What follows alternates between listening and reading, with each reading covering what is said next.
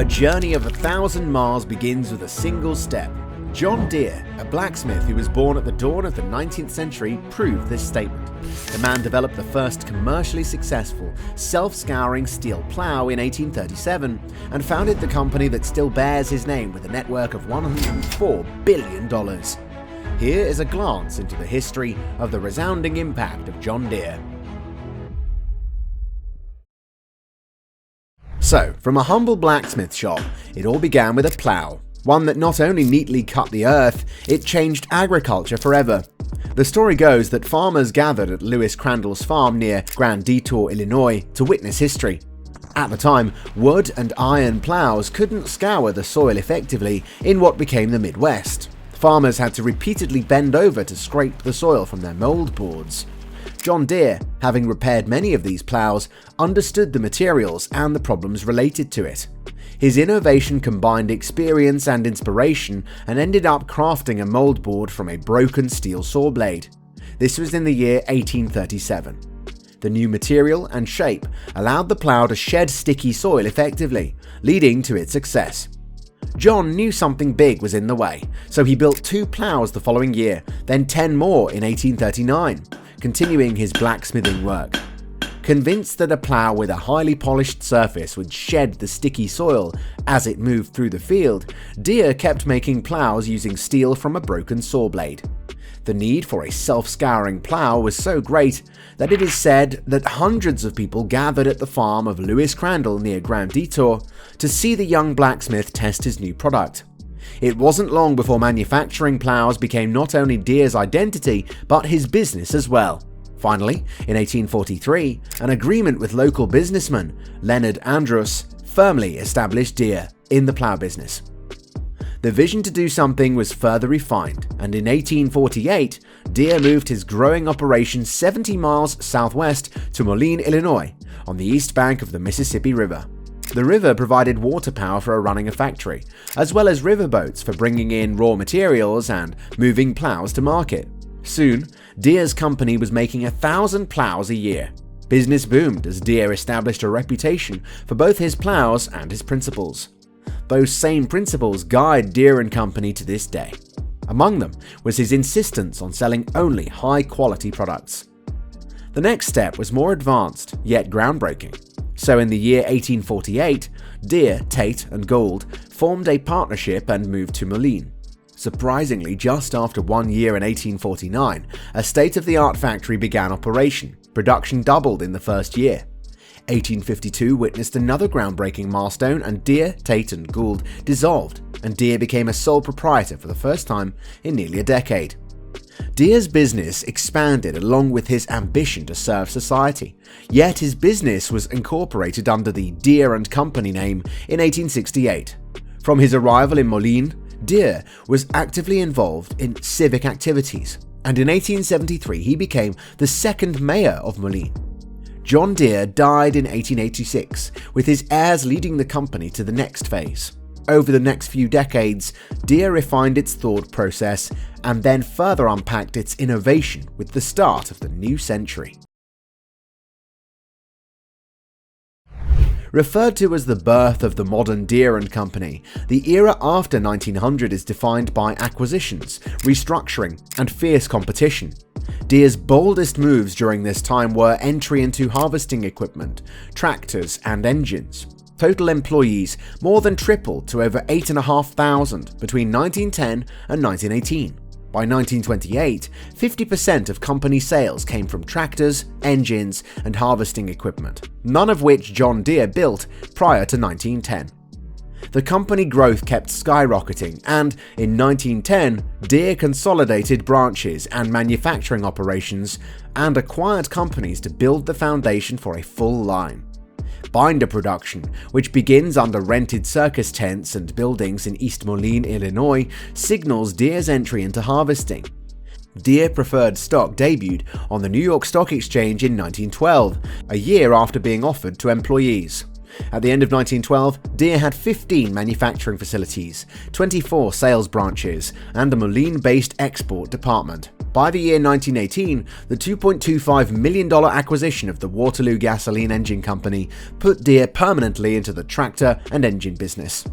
Deere's relentless expansion in the second half of the 20th century created a global footprint of design centers and factories that developed and manufactured products for various regions of the world. During this period, products and regions enjoyed significant autonomy in designing products, selecting suppliers, running factories, and managing distribution channels. Decentralization was a key organizational philosophy. Faced with its two-cylinder tractor lineup maxing out on power and becoming obsolete, the company unveiled its largest product introduction in company history to that point.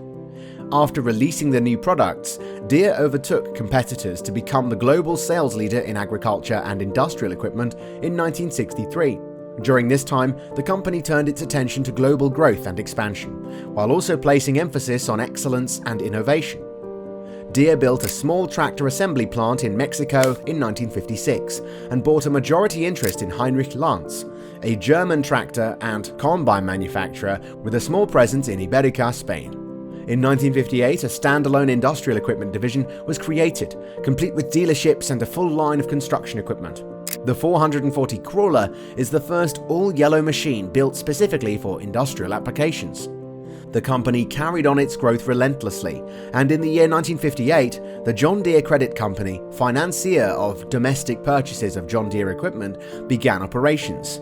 Then, in 1960, 4 new models of 4- and 6-cylinder tractors debuted at Deere Day in Dallas. 1963 became the year in which John Deere upscaled with the Consumer Equipment Division, today's turf business, and entered the market with lawn and garden tractors and attachments like mowers and snowblowers. In 1964, world headquarters was inaugurated, designed by Finnish-American architect Eero Saarinen. Then came the phase when fate struck and John Deere made some breakthroughs to recover the loss in just a short time.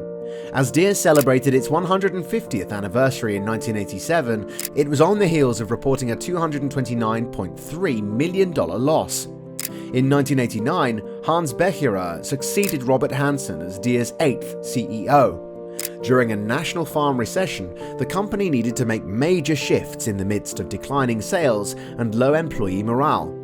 A rebuilding began that year, starting with a restructuring of incentive and reward systems, which later became Genuine Value.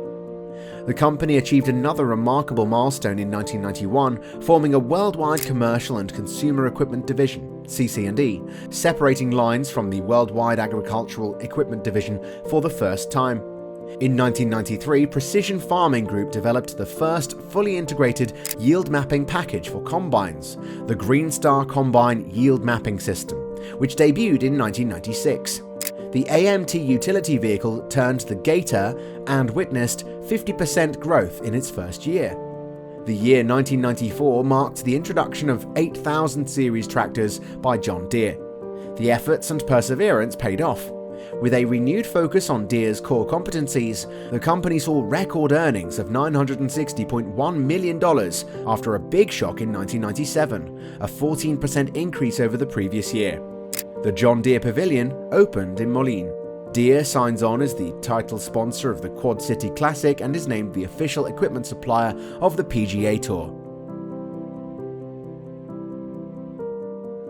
While this organizational model had served Deere well for several years, the increased competition and globalization in the 2000s led senior management to question whether the existing model was enabling Deere to fully leverage its expertise, technologies, talent, sales channels, and global footprint. There was a growing sense that the business was not operating as quickly as it could, not as cost competitive as it needed to be, and that it was more difficult to do business with than it should be.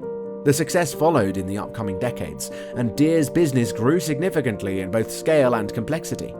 The company acquired a forestry equipment producer in 2000 and established or acquired production facilities in India by 1998, Brazil in 2004, Russia in 2005, and China in 2007. Deere's global reach extended beyond production facilities, including technology centers in various countries.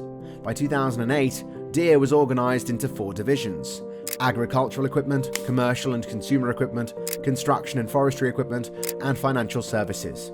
As described in the company's 2008 annual report, Deere's equipment operations generated revenue and cash primarily through the sale of equipment to John Deere dealers and distributors.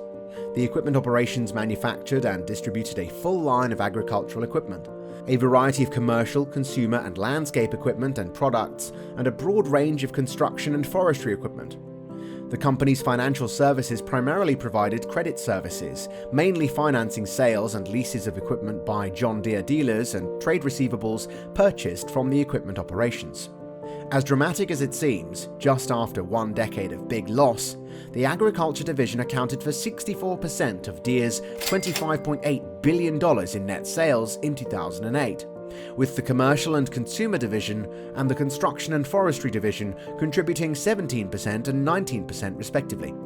To succeed in their markets, Deere products needed to be technologically advanced, reliable, and supported by effective after-sales service. For example, agricultural equipment such as harvesters were highly sophisticated machines that integrated complex hardware, electronics, and software.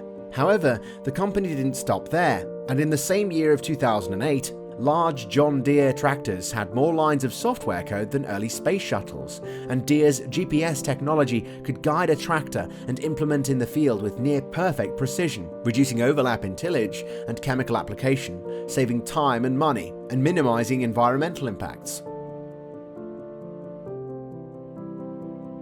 In the present time, John Deere stands as a global powerhouse in the agriculture and construction industries, with a presence in over 100 countries.